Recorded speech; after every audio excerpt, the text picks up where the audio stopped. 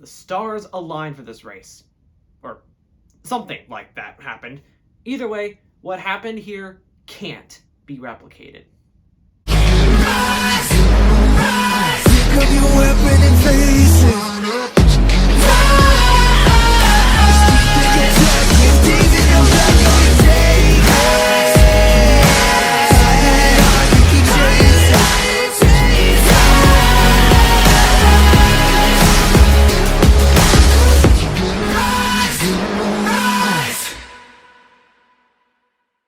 Ace Delta 12, where racing and gaming join forces for your entertainment.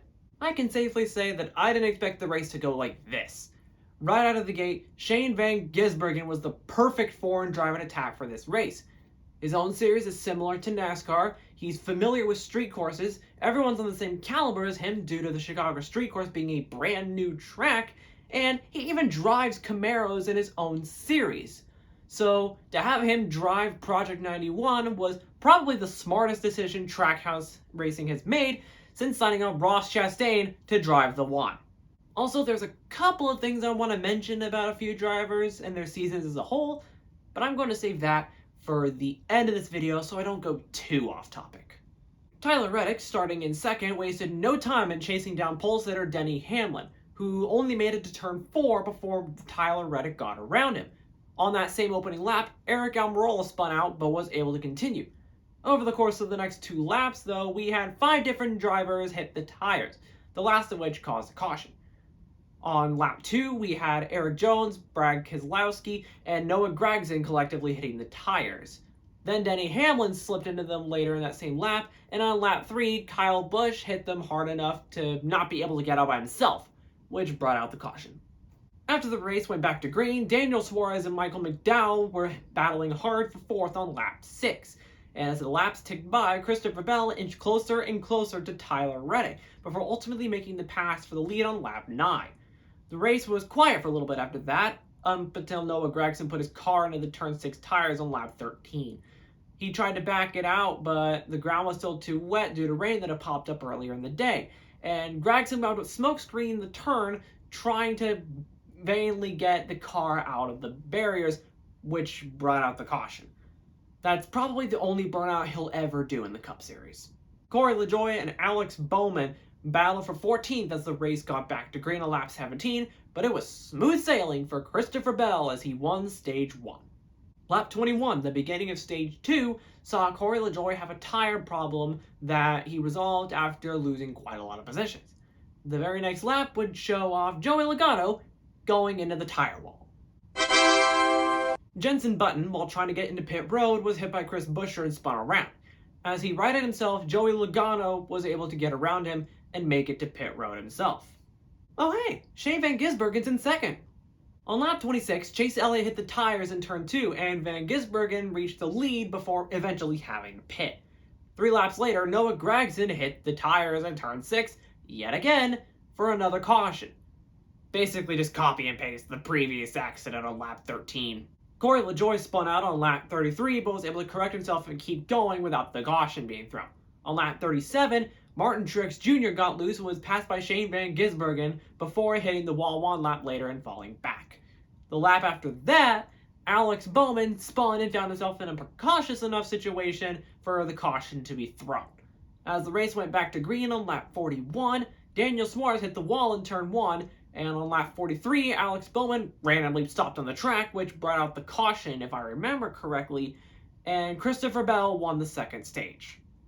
Lap 49, 4 laps into the final stage, and we see a crazy traffic jam after Corey LaJoie and Kevin Harvick made contact, and that caused NASCAR to have to reevaluate who was in what position at the time of caution. Once that was cleaned up, we went back to green. Truex slipped hard enough to be facing the wrong way on lap 53, but was able to get his car going the right way again without a caution. On lap 57, Tyler Reddick was the next to hit the tires in turn 6. Austin Dillon hit the inside wall, then the tire barriers, and got heavy damage to his car, but he made it to pit road without the caution being thrown. That was the last of the green flag laps for this run as Martin Truex Jr. and Kevin Harvick spun out on lap 64, bringing out the caution.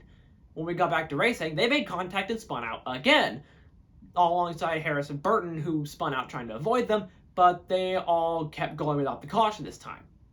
That is until lap 67, when Truex got on the tires again for another caution. Shane Van Gisbergen got the lead on lap 70. Bubba Wallace spun Ricky Stenhouse Jr. out on lap 73 with 2 laps to go, putting this race into overtime, and Shane Van Gisbergen won the race.